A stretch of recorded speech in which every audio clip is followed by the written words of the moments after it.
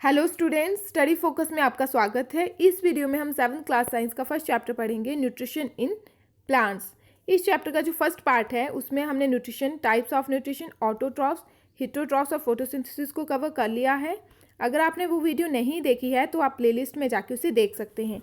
आज का हमारा टॉपिक है synthesis of plant food other than carbohydrates. ठीक है, हमने ये देखा था लास्ट वीडियो में कि जो प्लांट्स होते हैं वो फोटोसिंथेसिस के द्वारा कार्बोहाइड्रेट्स बनाते हैं और ये जो कार्बोहाइड्रेट्स है ये प्लांट्स में स्टोर हो जाता है in the form of starch. ठीक है, कार्बोहाइड्रेट्स प्लांट में स्टोर होता है in the form of starch. तो आज हम देखेंगे कि प्लांट्स कार्बोहाइड्रेट्स के अलावा और क्या फूड बनाते हैं। ठीक है, प्लांट जो है वो कार्बोहाइड्रेट्स के अलावा और क्या सिंथेसाइज कर सकते हैं। You have just learn that plant synthesise carbohydrates through the process of photosynthesis. तो आपने ये पढ़ा कि प्लांट जो है वो फोटोसिंथेसिस के द्वारा कार्बोहाइड्रेट्स बनाते हैं। The carbohydrates are made of carbon, hydrogen and oxygen. ठीक है, और ये जो कार्बोहाइड्रेट जो प्लांट्स बनाते हैं ये 3 एलिमेंट से मिलके बना होता है। कार्बन, हाइड्रोजन एंड ऑक्सीजन, इन तीनों एलिमेंट से मिलके बना होते हैं carbohydrates. These are use to synthesise other components of food. अब ये जो तीनों एलिमेंट्स हैं, कार्बन, हाइड्रोजन एंड ऑक्सीजन, ये तीनों एलिमेंट, इनका यूज़ क्या है, ये इनका यूज़ कहाँ पे होता है?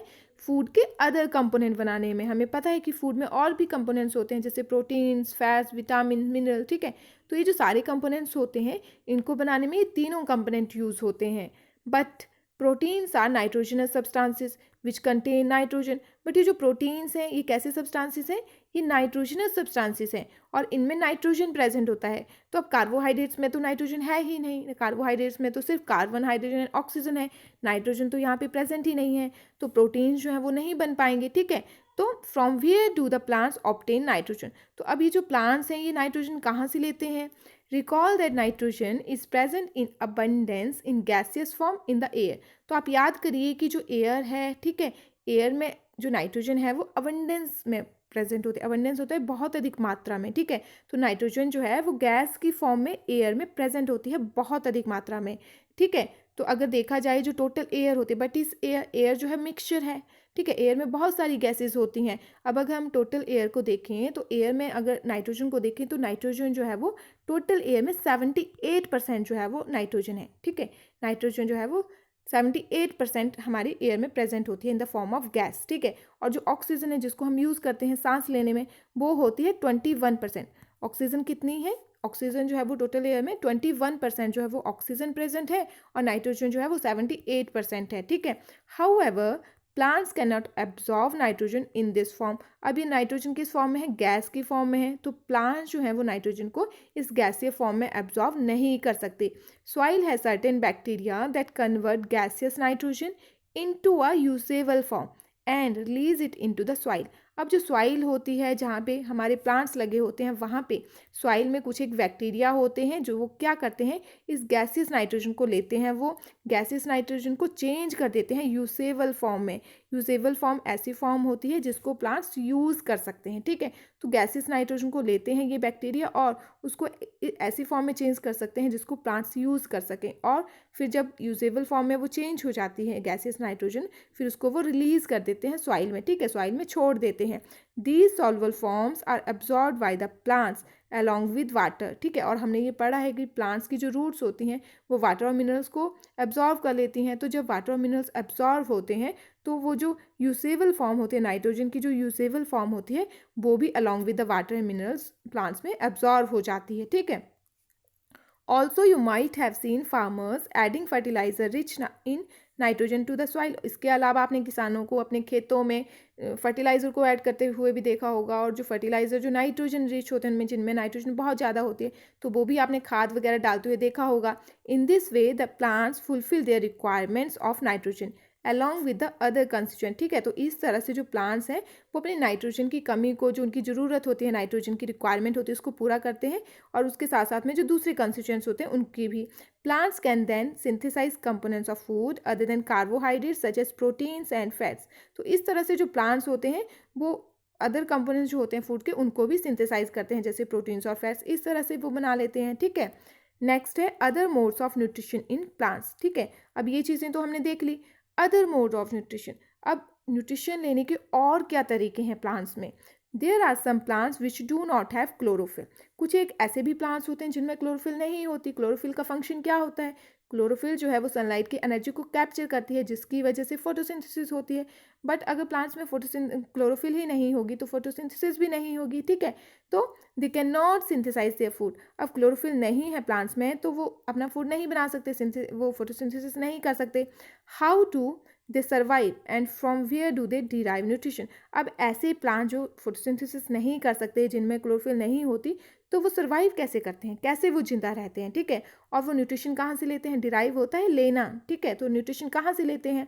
Like humans and animals such plants depend on food produced by other plants. अब जैसे आपने पढ़ा है हिट्रोट्रॉफ्स, याद करो क्या होते हैं हिट्रोट्रॉफ्स। हिट्रोट्रॉफ्स ऐसे ऑर्गेनिजम्स होते हैं जो अपने फूड के लिए डिपेंड करते हैं दूसरे ऑर्गेनिज्म के ऊपर, ठीक है। अब ह्यूमंस और एनिमल्स हिट्रोट्रॉफ्स हैं तो वो अपने खाने के लिए दूसरे के ऊपर डिपेंड करते हैं। तो उसी तरह कुछ एक प्लांट्स जो होते हैं वो भी डिपेंड करते हैं अपने फूड के लिए दूसरे प्लांट्स के ऊपर। They use a heterotrophic mode of nutrition. कौन सा न्यूट्रिशन का मोड लेते हैं? वो heterotrophic mode of nutrition use करते हैं। Look at figure 1.5। तो आप फिगर 1.5 को देखिए। Do you see yellow tubular structure twining around the stem and branches of a tree. तो क्या आपको फिगर में इस तरह का येलो कलर का ट्यूब की तरह येलो कलर का स्ट्रक्चर दिख रहा है? जो ट्विनिंग होता है जैसे घूम घूम के ऊपर की ओर चढ़ना, ठीक है। जो घूम घूम के जो है वो स्टेम और ब्रांचेस के ऊपर जो है वो चढ़ा हुआ है। This is plant called कसकुटा। ये जो प्लांट है, ये जो येलो कलर का ट्यूब की तरह जो स्ट्रक्चर है, इसका नाम है कसकुटा। और ये जो अमरवेल है इसका कॉमन नेम है, ठीक है। कॉमनली जो हम यूज़ करते हैं लोकल नेम जो है इसका वो है अमरवेल। It does not have chlorophyll. तो इसमें क्लोरोफिल नहीं होती। It takes readymade food from the plant. तो इसमें क्लोरोफिल नहीं होती, तो ये प्लांट के द्वारा जो दूसरे प्लांट जिसके ऊपर ये चढ़ा हुआ होता है उससे ये बना बनाया खाना लेता है, ठीक है। जैसे कि आप यहाँ पे फिगर में देखिए तो यहाँ पे एक पेड़ है और पेड़ के ऊपर जो है येलो कलर की आपको ये जो है ट्यूब की तरह जो स्ट्रक्चर आपको लटके हुए दिख रहे हैं, ये है कसकुटा, जिसका कॉमन नेम क्या है? अमरबेल, ठीक है। तो ये दूसरे प्लांट्स के ऊपर जो है वो चढ़ा हुआ है, दूसरे प्लांट्स से इसने सपोर्ट लिया हुआ है, ठीक है। On which it is climbing. तो ये कहाँ से लेता है अपनी न्यूट्रिशन? उस प्लांट से लेता है जिसके ऊपर ये चढ़ा हुआ होता है, जिसके ऊपर इसने क्लाइंब किया होता है, ठीक है। बट इस क्लाइंबर्स क्या होते हैं? हमने 6th क्लास में पढ़ा है, ऐसे प्लांट्स होते हैं जो दूसरे प्लांट के सपोर्ट से ऊपर चढ़ते हैं, ठीक है। वो किसी दूसरी चीज़ के सपोर्ट से क्लाइंब करते हैं। The plant on which it climbs is called a host. But is host कौन सा प्लांट होगा? जिस प्लांट के ऊपर ये चढ़ेगा, क्लाइंब करेगा, उसको कहते हैं host. Since it deprives a host of valuable nutrients. अब होता क्या है? डिप्राइव्स होता है छीनना, किसी चीज़ को किसी से छीन लेना। तो होता क्या है? ये जो कसकुटा होता है, ठीक है, कसकुटा जिस प्लांट के ऊपर चढ़ेगा उसको कहेंगे होस्ट। कसकुटा जिस प्लांट के ऊपर चढ़ता है उसको कहते हैं होस्ट। और ये जो कसकुटा है ये क्या करता है? उस होस्ट के वैल्यूएबल न्यूट्रिएंट्स को ये ले लेता है, ठीक है। मतलब ये जो होस्ट है, ठीक है, कसकुटा क्या करेगा? अब कसकुटा जो है वो ट्विनिंग अराउंड करके जो है इस तरह से चढ़ा हुआ है। अभी जो प्लांट है, ये जो प्लांट है ये है आपका होस्ट, ठीक है, इसको होस्ट कहेंगे। और ये जो कसकुटा है, जो ये कसकुटा क्या कर रहा है? इस प्लांट से न्यूट्रिशन ले रहा है। इस प्लांट्स के ऊपर चढ़ा हुआ है तो इससे वो शेल्टर भी ले रहा है और न्यूट्रिशन भी ले रहा है, इस प्लांट्स के न्यूट्रिएंट्स को ले रहा है। तो इसको हम कहते हैं पैरासाइट, ठीक है। कसकुटा को क्या कहेंगे? पैरासाइट कहेंगे, क्योंकि ये अपने होस्ट प्लांट जिसके ऊपर ये चढ़ा हुआ है उसके न्यूट्रिएंट्स को ये छीन लेता है। Are we and the other animals also parasite for the plants. अब हमें पता है कि जो एनिमल्स हैं, हम हैं, ह्यूमंस हैं, वो सारे अपने फूड के लिए प्लांट्स के ऊपर डिपेंड है। तो क्या हम भी पैरासाइट्स हैं? You should think about it and discuss with your teacher. तो आपको इस बारे में सोचना चाहिए और अपने टीचर के साथ इसको डिस्कस करना चाहिए। Paheli wants to know whether mosquitoes, bedbugs, lice and leeches that suck our blood are also parasite। तो जो पहेली है वो जानना चाहती है कि जो मच्छर होते हैं, जो खटमल होते हैं, जुएँ जो होती हैं, ठीक है, लीचेस जो जोंक होती है जो हमारे खून को चूसती हैं, तो क्या वो भी पैरासाइट्स हैं? हैव यू सीन और heard of plants that can eat animals. तो क्या आपने ऐसे प्लांट्स को देखा है या उनके बारे में सुना है जो एनिमल्स को खाते हैं? There are a few plants which can trap insects and digest them. तो कुछ एक ऐसे प्लांट्स हैं जो ट्रैप कर लेते हैं। ट्रैप होता है जाल में फंसा लेना, ठीक है, जाल, जो जाल होता है, तो जो इंसेक्ट्स को वो जाल में फंसा लेते हैं और उनको डाइजेस्ट कर ले जाते हैं, उनको खा जाते हैं, पचा जाते हैं। Is it not amazing? तो क्या ये आश्चर्यजनक नहीं है? सच प्लांट्स में बी ग्रीन और ऑफ सम अदर कलर। तो ऐसे प्लांट जो हैं वो ग्रीन कलर के भी हो सकते हैं और कुछ और कलर के भी हो सकते हैं। Look at the plant in figure 1.6। तो आप 1.6 में यहाँ पे जो फिगर है आप इस प्लांट्स को अच्छे से देखिए। ये है पिक्चर प्लांट, ठीक है।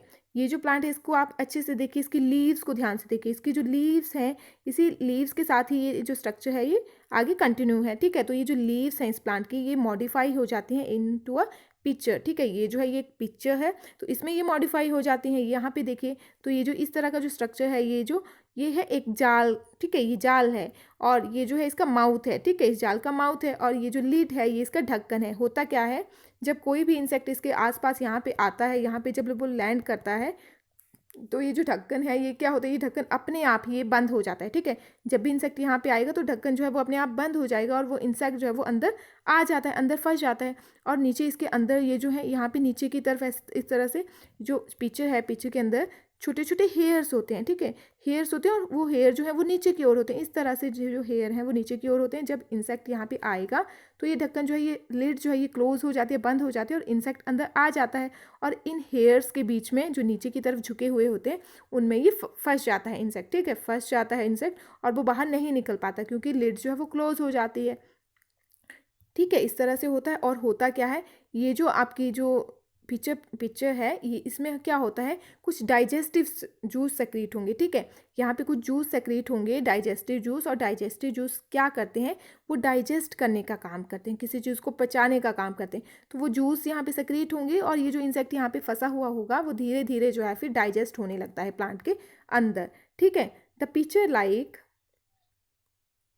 Structure is the modified part of the leaf. अब ये जो पीछे की तरह स्ट्रक्चर है ये क्या है, एक्चुअली ये लीफ का मॉडिफाइड पार्ट है, ये लीफ ही है जो चेंज हो गई है पिक्चर में।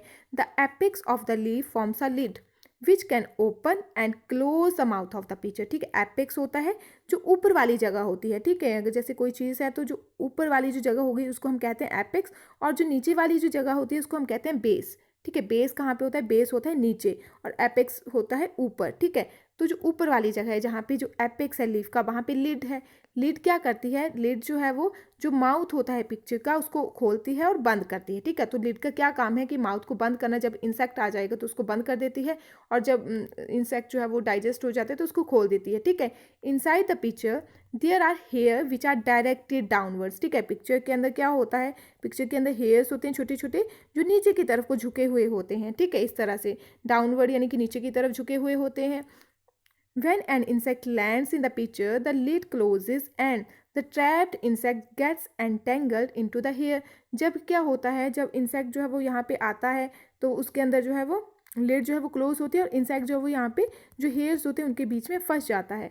एंटेंगल्ड होता है उलझ जाना, फंस जाना बालों के साथ, ठीक है। तो इंसेक्ट जो है वो फंस जाता है। The insect is digested by the digestive juices, और जो पिक्चर है उसके अंदर पिक्चर जो है वो डाइजेस्टिव जूस सेक्रेट करती है। डाइजेस्टिव जूस क्या करते हैं, डाइजेस्टिव जूस जो है वो डाइजेस्ट करने का काम करते हैं। तो उस जो इंसेक्ट है उसको धीरे धीरे वो डाइजेस्ट करने लग पड़ते हैं। Secreted in the pitcher such insect eating plants are called insectivorous plant, ठीक है। अब ऐसे प्लांट जो इंसेक्ट को खाते हैं उनको क्या कहते हैं, इंसेक्टिवोरस प्लांट कहते हैं, ठीक है। आपने ये याद रखना है, insect eating plants are called insectivorous plant. Is it possible that such plants do not get all the required nutrients from the soil in which they grow? तो क्या ये पॉसिबल है कि जो प्लांट्स हैं, ठीक है, ये जो इंसेक्टिवोरस प्लांट्स हैं तो जहाँ पे जिस सॉइल में ये ग्रो करते हैं वहाँ पे क्या इनको सारे न्यूट्रिएंट्स नहीं मिल पाते? वूजो इज़ कन्फ्यूज, तो जो वूजो है वो कन्फ्यूज्ड है। If the pitcher plant is green and carries out photosynthesis then why does it feed on insect. ये जानना चाहता है कि अगर ये पिक्चर प्लांट जो है ये ग्रीन है और वो फोटोसिंथेसिस भी करता है तो ये इंसेक्ट को क्यों खाता है, ठीक है। तो ये जो है इस तरह से काम करता है, इंसेक्ट अंदर आता है और ये जो है यहाँ पे जब आता है तो लिड क्लोज होती है और इंसेक्ट जो है वो नीचे आ जाता है और वो फंस जाता है, उलझ जाता है, हेयर्स में फंस जाता है और वो बाहर नहीं निकल पाता और यहाँ पे फिर डाइजेस्टिव जूस सेक्रेट होते हैं और जो डाइजेस्ट कर जाते हैं इंसेक्ट को, ठीक है। तो ऐसे प्लांट्स को हम कहते हैं इंसेक्टिवोरस प्लांट्स। नेक्स्ट है सैप्रोट्रॉप्स। हमने पढ़े हैं ऑटोट्रॉप्स क्या होते हैं, जो अपना खाना खुद बनाते हैं। हीटोट्रॉप्स होते हैं जो दूसरों के ऊपर डिपेंड करते हैं, ठीक है। अब एक और है saprotrophs. You might have scene packets of mushroom sold in the vegetable market. तो आपने जो है सब्जी मंडी में जो मशरूम के पैकेट होते हैं उनको बिकते हुए देखा होगा। You may have also seen fluffy umbrella like patches growing on rotting would during the rainy season. और बरसात के दौरान जो गलने सड़ने वाली चीज़ें होती हैं, जो गली सड़ी जो लकड़ी होती है उनके ऊपर आपने ऐसे छतरी की तरह जो है वो स्ट्रक्चर जो है उगते हुए देखे होंगे, ठीक है। जैसे कि आप यहाँ पे फिगर में देख रहे हैं, इस तरह के स्ट्रक्चर जो है वो उगने लगते हैं। यहाँ पे जो है मशरूम का पैकेट आपको दिखाया गया है। तो let us find out what type of nutrients they need to survive and from where they get them. ठीक है, तो चलिए आइए पता लगाते हैं कि ये जो ऑर्गेनिज्म है जो ग्रो करते हैं बरसात के मौसम में, तो ये न्यूट्रिएंट्स कहाँ से लेते हैं और किस तरह के न्यूट्रिएंट्स से लेंगे और कहाँ से लेते हैं nutrients. Boojho wants to know how these organisms acquire nutrients. तो जो वूजो है वो जानना चाहता है कि जो ऑर्गेनिज्म है ये अपने न्यूट्रिएंट्स कहाँ से लेते हैं। एक्वायर होता है लेना, ठीक है, कहाँ से प्राप्त करते हैं। They do not have mouths like animals too. इनका तो माउथ भी नहीं होता, जैसे एनिमल्स का माउथ होता है, इनका तो माउथ भी नहीं होता। They are not like green plants as they lack chlorophyll and can not make food via photosynthesis. और ये जो है ऑर्गेनिज्म, इनमें तो क्लोरोफिल भी नहीं होती, ठीक है, तो ये फोटोसिंथेसिस भी नहीं कर सकते और अपना खाना खुद नहीं बना सकते। एक्टिविटी 1.2 है take a piece of bread and moisten it with water. तो आपने एक ब्रेड का टुकड़ा लेना है और उसको जो है पानी से गीला कर देना है। Leave it in a moist warm place for 2 to 3 days और until fluffy patches appear on them। तो आपने क्या करना है, ये जो गीला आपने किया ब्रेड का टुकड़ा, इसके ऊपर पानी डाल के इसको गीला जो किया, इसको आपने ऐसी जगह पे रखना है जो मॉइस्ट हो, जहाँ पे गीलापन हो और थोड़ी सी गर्म जैसी जगह पे रखना है, ठीक है। और 2-3 दिनों के लिए रखना है या फिर तब तक रखना है जब तक इसके ऊपर फ्लफ़ी पैचेस यानी कि जो रोएँ होते हैं, हल्के हल्के जो रोएदार जो हैं, इस तरह के स्ट्रक्चर जो हैं आपको ना दिखने शुरू हो जाएँ, ठीक है। दीज पैचेस में भी वाइट, ग्रीन और ब्राउन, ठीक है, और एनी अदर कलर। और ये जो पैचेस हैं ये किसी भी कलर के हो सकते हैं। Observe the patches under a microscope और अ मैग्नीफाइंग ग्लास। और ये जो पैचेस जो इसके ऊपर ग्रो करेंगे उनको आपने या तो माइक्रोस्कोप के अंदर देखना है या फिर मैग्नीफाइंग ग्लास के अंदर देखना है। मैग्नीफाइंग ग्लास ऐसा ग्लास होता है जो चीज़ों को बड़ा करके दिखाता है। यहाँ पे आपको फिगर में जो है वो दिखाया गया है। इस तरह से जो है वो आपके ब्रेड के टुकड़े पे जो है ग्रोथ होना शुरू हो जाएगी ऑर्गेनिज्म की। यहाँ पे आपको एनलार्ज व्यू दिखाया गया है। इस तरह से रोएं रोएं जो हैं वो हल्के हल्के आपको उसके ऊपर दिखेंगे, ठीक है। फंगी ग्रोइंग ऑन ब्रेड, तो ये क्या है, ये फंगी है। Write down your observation in your notebook. तो आपने अपनी नोटबुक के पे जो है ये इसकी ऑब्जर्वेशन जो है वो नोट करनी है।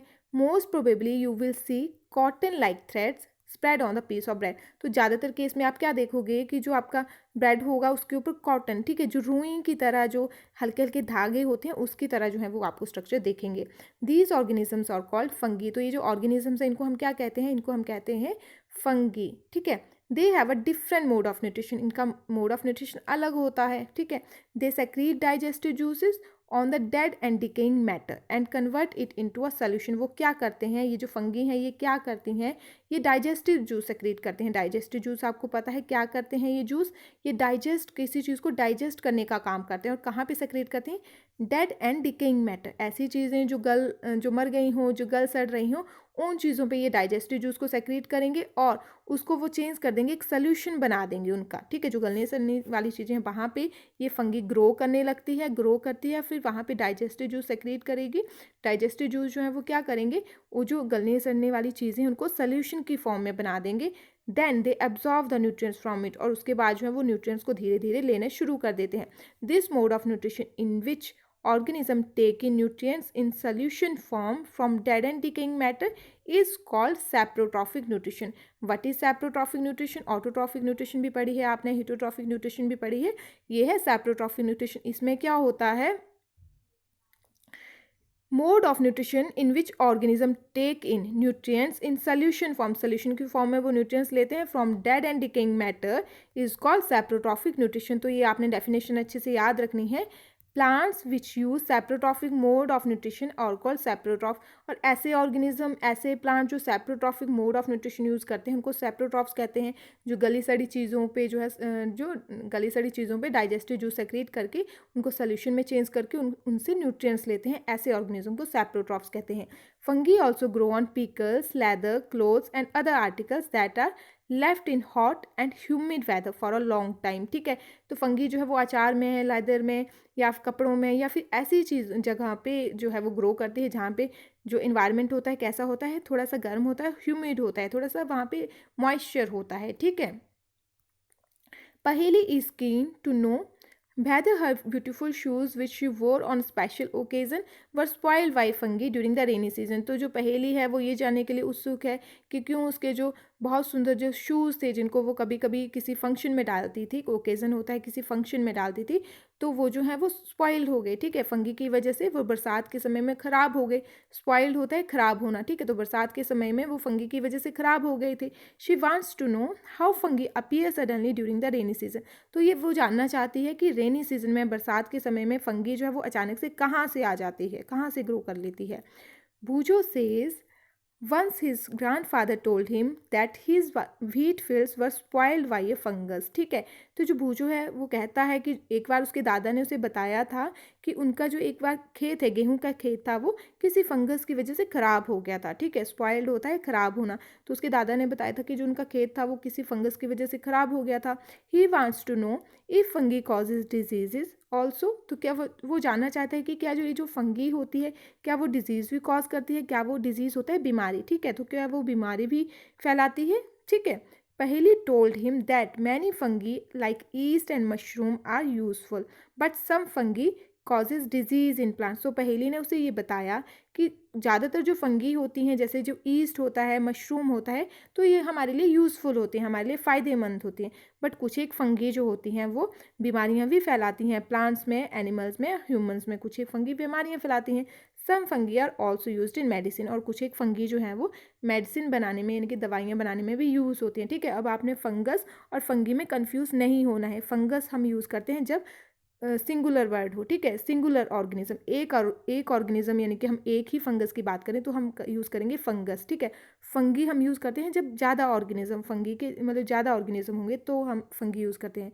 मतलब सिंगुलर के लिए फंगस और फंगी हम यूज़ करते हैं प्लूरल के लिए। जैसे यहाँ पे बताया है कि fungi like yeast and mushroom, तो यहाँ पे हम दो ऑर्गेनिज्म की बात कर रहे हैं, ईस्ट और मशरूम, तो हमने फंगी यूज़ किया है, ठीक है। और जब हम सिंगल एक ही फंगस की बात करेंगे तो वहाँ पे जो है वो हम फंगस यूज़ करेंगे, फंगस यानी कि सिंगुलर के लिए, और फंगी जो है वो प्लूरल के लिए यूज़ करते हैं, ठीक है। During the rainy season they spoil many things, ठीक है, तो बरसात के समय में ये जो फंगी होती है बहुत सारी चीज़ों को ख़राब कर देती है। Ask your parents about the menace of fungi in your house. तो आप अपने घर में अपने पेरेंट्स से पूछ सकते हो कि जो फंगी होती है इसके क्या हमें जो है वो नुकसान हो सकते हैं। मैनेस होता है एक तरह से जो खतरा होता है, जो नुकसान होता है, ठीक है, तो आप पूछ सकते हो अपने पेरेंट्स से। The fungal spores are generally present in the air. Fungal spores यानी कि स्पोर्स होते हैं एक तरह से बीज, ठीक है, जो फंगी के बीज होते हैं, तो ये एयर में प्रेजेंट होते हैं, हवा में प्रेजेंट होते हैं ये spores. When they land on wet and warm things they germinate and grow, ठीक है। और ये जो स्पोर, जो फंगी के बीज होते हैं, जब ये ज़मीन पे आ जाते हैं, जब ये किसी ऐसी जगह पे जो गीली हो, थोड़ी थोड़ी सी गर्म हो, उस जगह पे जब ये आते हैं तो ये ग्रो करने लग जाते हैं। जर्मिनेट होता है उगने लगना, ठीक है, ये उगने लग पड़ते हैं और बढ़ने लगते हैं, ग्रो करते हैं। Now can you figure out how we can protect our things from getting spoiled. तो क्या अब ये आप अंदाज़ा लगा सकते हो कि हम अपनी चीज़ों को ख़राब होने से कैसे बचा सकते हैं। आप ये सोच सकते हो कि जो फंगी है ये ग्रो कहाँ पे करती है, वेट एंड वार्म थिंग्स पे ग्रो करती है। तो आप ये अंदाज़ा लगाओ कि किस तरह से जो है आप अपनी चीज़ों को बचा सकते हो।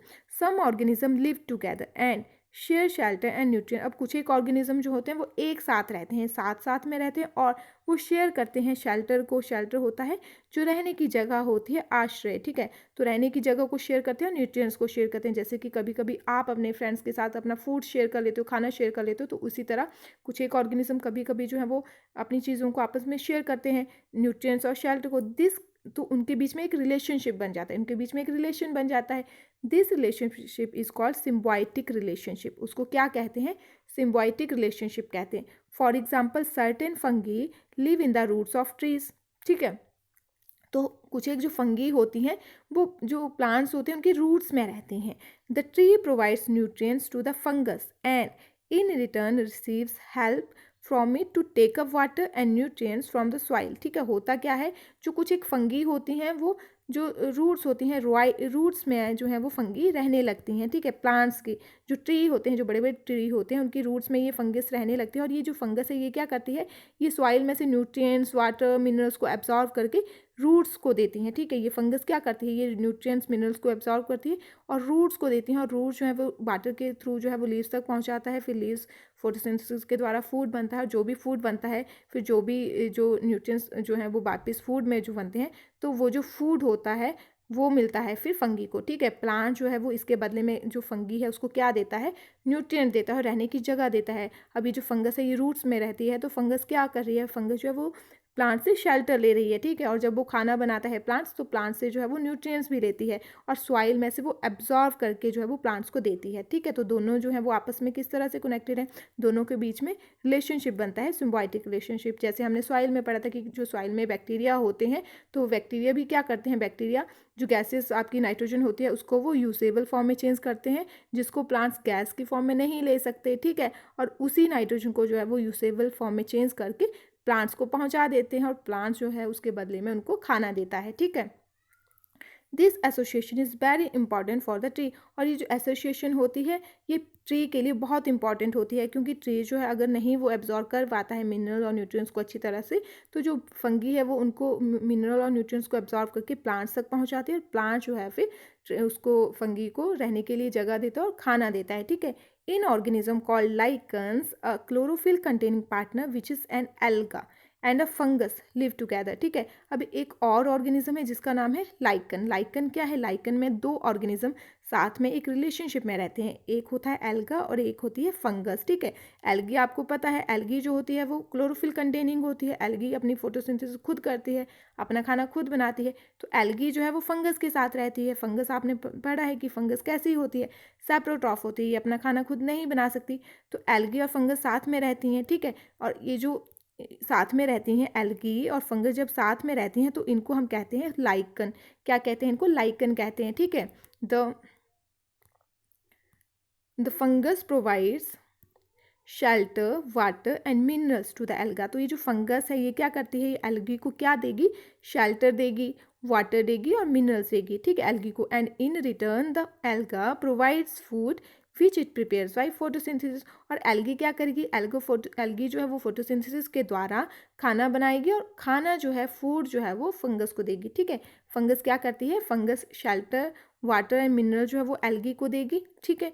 ये सारी चीज़ें वो एल्गी को देगी और एल्गी जो है वाटर मिनरल को यूज़ करके खाना बनाएगी और उसमें से जो फूड होता है फिर उसको वो फंगस को देती है। तो इस तरह से जो है वो एल्गी और फंगस जब दोनों साथ में प्रेजेंट होते हैं तो उसको हम कहते हैं लाइकन्स, ठीक है। लाइकन्स किसे कहते हैं, जब एल्गी और फंगस दोनों आपस में साथ में रहते हैं उसको हम कहते हैं लाइकन, ठीक है। तो आज की इस वीडियो में हम यहीं तक पढ़ेंगे। अगर आपको इस चैप्टर से रिलेटेड कोई भी क्वेरीज रह गई हैं तो आप नीचे कमेंट सेक्शन में जाके कमेंट कर सकते हैं। और आपको अगर ये वीडियो अच्छी लगी है तो आप इसे लाइक शेयर एंड सब्सक्राइब ज़रूर करें। धन्यवाद।